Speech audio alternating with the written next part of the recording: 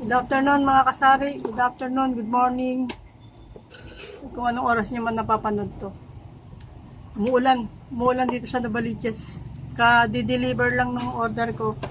Inatid ko sa kanina, dineliver na agad.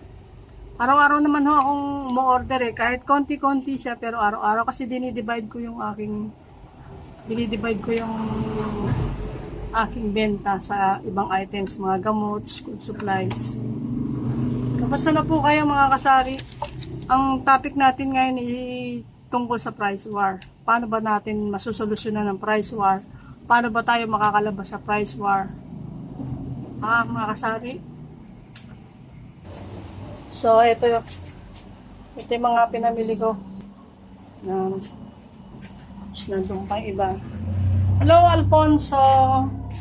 Alfonching. Yan. Konti lang naman ang pinamimili ko sa araw-araw. Dinidivide lang natin yung kita. Kasi alam mo naman, hindi naman kalakasan katulad ng araw. Sa mahal lang natin ng mga items ngayon. Sa mga bilihin, mahal na. Sandali. Alis din dyan, Alfonching. Ano nga ba ang price war mga kasari?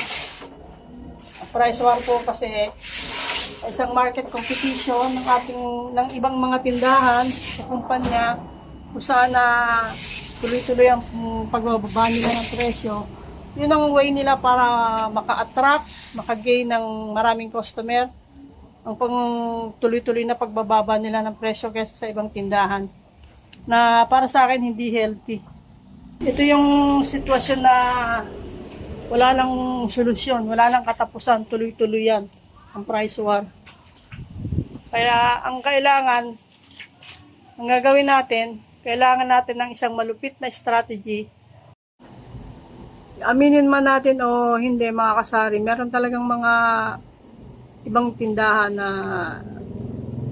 ang gusto nila ipapaksakin yung mga ibang kahilera nilang mga tindahan. Pero hindi ko naman nila lahat. Meron din namang mga kasari na mababait, magandang pag-iisip. Pero meron namang iba na para bang asama-sama ng loob nila pag kumikita ka. Siyempre, ganun talaga sa business, hindi mawawala yun. Pero hanggat maaari sana maging kaibigan natin ng mga kapwa nating kasari. Hindi rin kasi maganda yung nagkakasamaan tayo ng loob.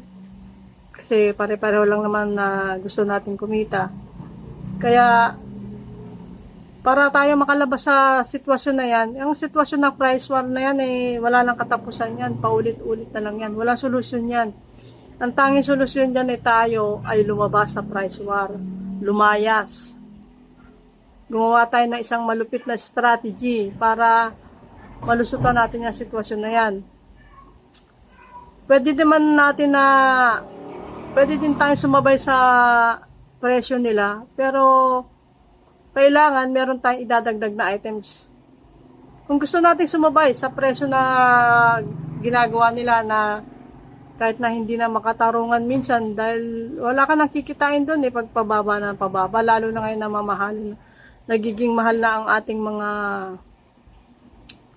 items na pinamimili, pataas ng pataas imbis na bumababa. Naduling ako doon sa pera akala ko 500 yung pera niya, yung pala kaha pala ng camel yung kulay dilaw kasi sabi ko wala akong barya, kababayad ko lang sa delivery. Iba na talaga yung senior kasari.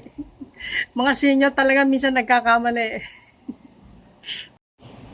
Ayun, pasensya na, putol-putol kasi may customer na naman. Ayun, katulad nun, customer ko yun dati sa Winston. Doon siya nakatira.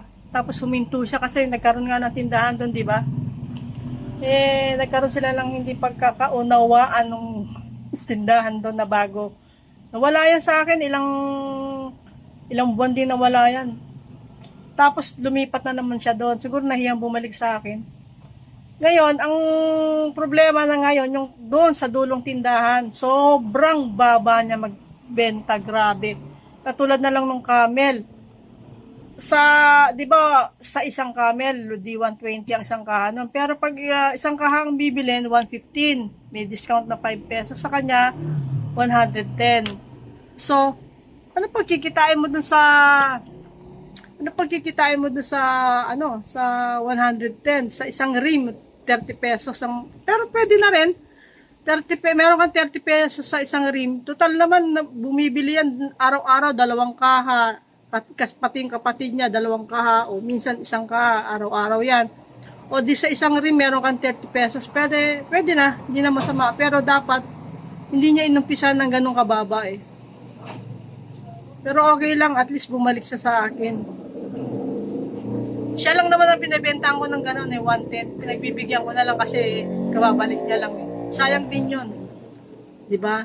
Tingnan mo ngayon, lahat ng, kung mamili yan, grabe, mga sabon, anim, mga mamahalin pa mga pinamimili niyan. Hindi yan basta-basta namimili ng konti lang. Kaya okay lang, pinagbigyan ko na kasi suki naman Yun na nga kasari, diba? Sobra. Kung kailangan talaga. Nagtatampo na nga yung mga katabi niyang tindahan Bakit ganun sa kababa? Grabe ang baba niya talaga. Hindi namin maintindihan kung bakit. Nakakasira, di ba? Dapat sana kung may mga samahan tayong magandang mga kasari, pare-pareho na lang sana. Kaya ang kailangan lang natin mga kasari, walang katapusang pag-iisip kung anong mga dapat nating ibenta na bago, na wala sila, na bago sa paningin ng customer.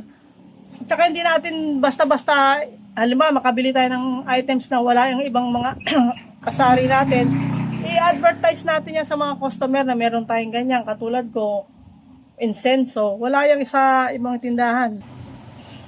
Pasensya na, putol ulit. Ganun na lang kasari ang gawin natin. Ang ginagawa ko kasi talagang naghahanap ako ng mga bagong items. Nung mga items na wala sila, na hindi sila interesado magbenta, katulad niyang ito mga jobos na yan. Meron po, sandali. So yun nga mga kasari, naputol na naman, pasensya na. Yun na nga, ang ano ko sa inyo, suggestion ko, banatan natin sa mga paninda na wala sila. Banatan natin sa mga bagong items. Banatan natin sa mga produkto na wala sila. Wala dito, wala doon. Nung pa sinasabi yan na sa mga produkto na nabili natin na mura, na hindi nila alam na ganun kamura, na pwede nating patungan ng mataas. Maraming items tayong mabibili na mura na hindi nila alam na mura pala yon, na pwede nating patungan ng medyo mataas na hindi nila alam. Ito. Yan. Jobos yan. Talagang namuhunan ako dyan. Yan, bagong items ka ng Tanduay. Yan. Pag nabenta ko daw yung 6 na iniwan niya, ibibigyan daw niya ako ng libreng isa. Nakabenta na ako ng 2. Ina-advertise ko. Katulad ito. Yan. Wala yan sila. Sa akin lang meron yan. Pati itong insenso na yan. Mabili rin yan. Kahit na hindi araw-araw nabibili yan, mabili pa rin.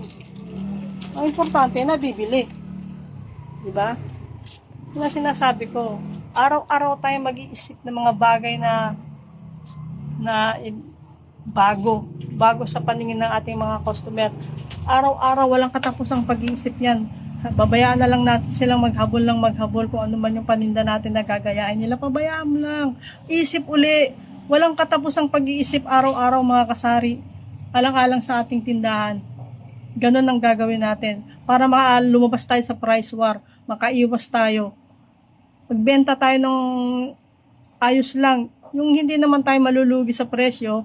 Yung hindi naman na masyadong mataas para sa customer. Magtutulungan tayo niyan Kailangan makisama rin tayo sa customer natin. Hindi yung sarili lang natin ang iniisip natin. Siyempre, sa mahal ng mga bilihin ngayon, magtulungan na lang tayo, customer at ang tindahan. Banata natin sa sa mga items natin. Doon tayo makakaangat. Lagi tayong mag-iisip ng mga bagay na makakaangat sa kanila. Kailangan laging kompleto tayo sa ating mga paninda. Yung hindi na sila lilipat sa ibang tindahan. Kung anong hinanapin nila, meron tayo. Makakalabas tayo sa price war pag gano'n ang strategy na gagamitin natin. Malulusutan natin yan. Araw-araw lang tayong mag-iisip ng panibagong produkto. Kailangan i-introduce natin sa kanila. I-sell stock natin sa kanila. Katulad ng ginawa ko kahapon. Yan. Ito. Sinel stock ko yan sa customer. Nakabenta ako ng dalawa. Kasi pangako sa akin ng ahente, bibigyan ako ng isa pag nabenta ko yung ano yun. Ganun lang mga kasari, para makalabas tayo sa price war. Isang malupit na strategy, isang malupit na pag-iisip, araw-araw ang gagawin natin para makaangat tayo sa kanila. Ibanata natin sa ating mga paninda na wala sila, tayo lang ang meron. Dapat kumpletohin natin ang ating mga paninda. 'Di ba? Paulit-ulit ang kulit ganun talaga mga senior kasari, pasensya na kayo. Sa akin ganun ang ginagawa ko ha. Inaano ko lang sa inyo kung magugustuhan niyo, kung hindi okay lang din. Pero sa akin yun ang strategy na ginagawa ko. Araw-araw ko nag-iisip talaga. Araw-araw akong naghahanap ng mga items na talaga namang wala sila katulad nito. Ang bili-bili nito sa akin, ako lang ang meron yan dito. Kita nyo? Ganun kasari. Kung iba sa inyo marunong magluto, masarap magluto, gawa kayo ng merienda, pang merienda, barbecue kayo kung marami kayong, meron kayong makakatulong sa bahay nyo. Okay lang yan. Ako wala mag-isa lang kasi ako, kaya hindi ko kaya yung mga ganun Iniisip ko sana yung shake. Ang isa pang iniisip ko sana, ang gustong-gusto ko talaga magkaroon, yung yung salabat. Ang dami naghahanap ng salabat. Kasi yung dating inaangkatan ko ng salabat, wala na Taga Bulacan. Napakabili ng salabat nun. Tinitingi-tingi ko ng 10 piso, napakabili. Ang laki ng tubo dun. Wala nagtitinda ng salabat dito Kung kaya ko lang, ngayon magluto ng salabat, gagawin ko talaga Araw-araw iniisip ko, naghahanap ako ng magluluto ng salabat Yun lang talaga. Isa pang items na gusto ko. O paano mga kasari? Hanggang dito na lang. Inano ko lang naman yung aking idea. Paano tayo makakalabas ng price war. Sana naman ay may natutunan kayo. Kahit konti. Sana naman ay naging masaya kayo sa aking video ngayon. At pasensya na kung minsan lang ako makapag-video, nag-iisip pa tayo ng magandang topic. Pasensya nyo na ang inyong senior kasari. At maraming salamat po doon sa nag-subscribe at nanonood ng aking video. Maraming pong salamat po. Pasensya nyo na po ang senior kasari. Bye-bye po. Ano man ang hamon ng buhay, lagi mong ipakita na kaya mo at kaya nating lahat. Mga kasari-sari store, siya ang laging kasama nyo. Revenue Store, ex-OFW, kaya mag-subscribe